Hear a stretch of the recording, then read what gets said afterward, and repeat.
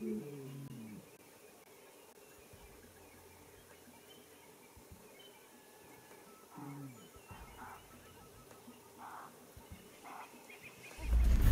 we were hearing the lions calling from the lodge, and we've come out.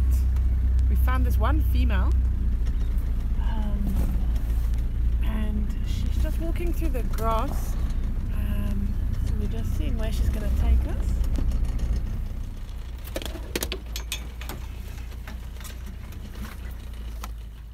So this female's joined up with another female and the 4 older cubs. Here they come now.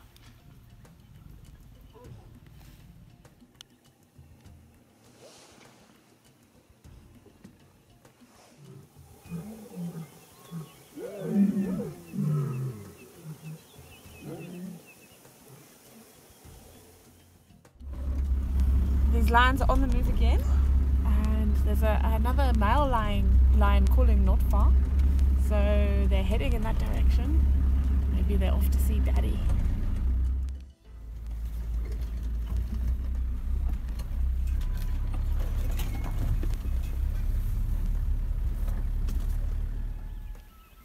Oh my gosh, look at them go! Yes, that's so cute, eh? So you saw they just met up with another of the lionesses, one of their aunties. They're the only social cat that we have here, and those bonds are so important. You see how excited they get when they see each other, because they need those bonds for collectively hunting and holding a territory.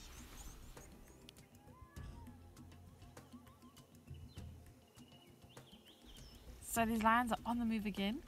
They will often move at this time in the morning when it's cool, and they want to patrol their territory. The territories can be on average about 100 square kilometers in size, so they have a lot of ground to cover and will walk many kilometers each day. The lions have now moved off into a little bit of a thick block, into the ridges. Rather than follow them in there, we're going to do quite a bit of damage to the vegetation and potentially push them a little bit. Well, we've had an absolutely amazing sighting, so we're going to leave them in peace and see what else is out there.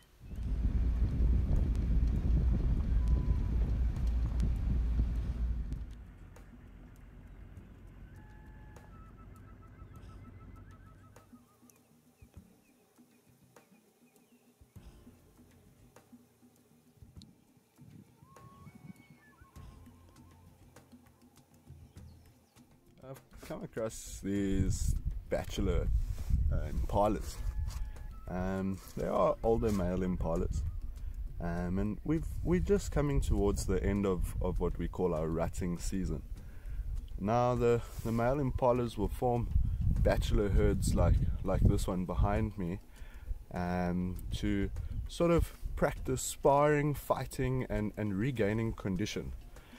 During this time, the impalas actually lose a lot of their condition while they're looking after the females, and they stop sort of feeding, grooming, and eating, which is sort of the biggest strengths of the impalas and one of the main reasons that they're actually so successful. There are some other males just sort of further behind them that are actually fighting at the moment, which is really cool. With it being a bachelor herd like this, it could be them just practicing, but they actually seem to be giving each other a really good go,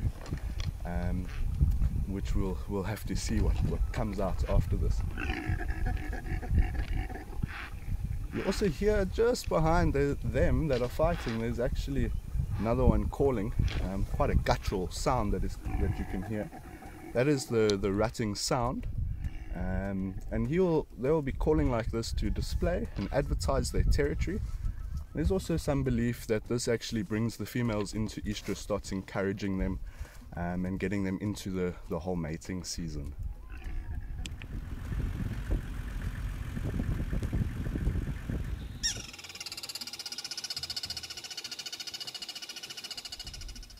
I'm just sitting here with the breeding herd of buffalo. So you can just see there's a couple of dagger boys, the older boys, out here in front of the car. And then in the bushes behind me is the breeding herd, the females and a few youngsters.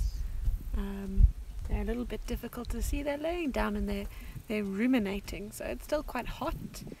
And buffaloes, like cattle, they have 4 stomachs, or 4 chambered stomach, and what they're able to do is regurgitate and redigest their food, so it's very heavily digested. Means they get more nutrition from what they eat, and so overall they have to eat less, and they can spend the hot hours of the day just laying down somewhere cool and ruminating, so re-chewing that food.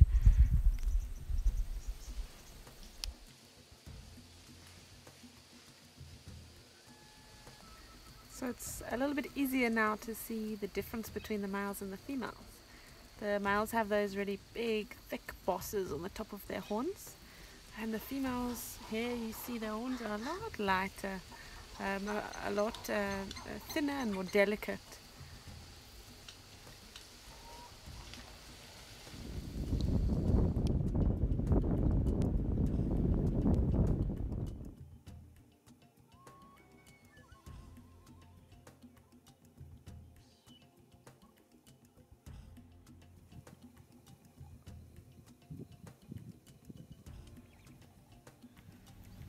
Thank you so much for joining us for a really incredible morning with those lions. I think it was really special indeed.